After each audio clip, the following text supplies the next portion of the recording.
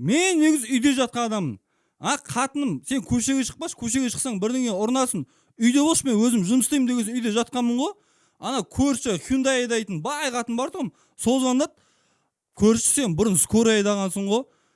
Білет шығар деп звондап тұрмын. Ұятта болса айтайын, свеча салып берші деді.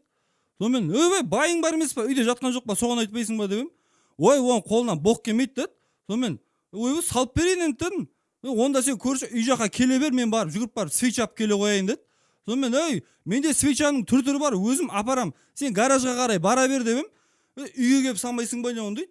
Сонымен, ей, маған сол гаражда тұрып саған ыңғайлы, машинаның қасында тұрып, фонарик жағып тұрып, тарс етіп салып бере қоямын свечаңды дедім. Көрші қырсық екенсің. Давай келе бер деді. Үй жағына барсам, жаңа көршінің байы отыр, темекі шегіп, қолы қалтырап кеткен. Сонымен тұрдым да, көрші дедім. Бәріміз бұны шешемізден бәрін біліп туған жоқпыз. Мен ана өзім автодиагноз старт дегеннің жаңа курсын оқып алғанмын 5000 теңгеден. Негізі 70000 теңге, бірақ таксистемін деп барсаң 5000-ға үйретеді. Сол жерде онлайн үйретеді дедім. Астынан су кетіп тұрса не істейді? Прокладка қалай ауыстырады, свеча қалай салу керек, анализ жасау, диагностика жасау, бәрін үйретеді сол жерде. Білу керек нәрсе ғой, оның бәрі деп жатырмын.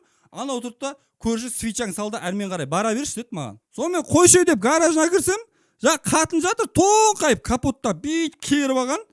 Бұрыл, мәке, бір свеча сала берсең болады дейді. Сасқанымнан шыңғырып ат шықтым далаға. Жаңа бая ат тұрды, не болды дейді. Деп сілекейімізге қақалып осы есім жинап жатыр. Енді біліп жатыр қожа свеча дегендің ана арттан салатын дәрі екен. Еще мен оған бағана свеча салатын гнездоның резбасы кетіп, маятқа жіберіп тұрған жоқ па деп қоямын ғой еще. Қояй дедім, құрсын, не керегі бар оның дедім.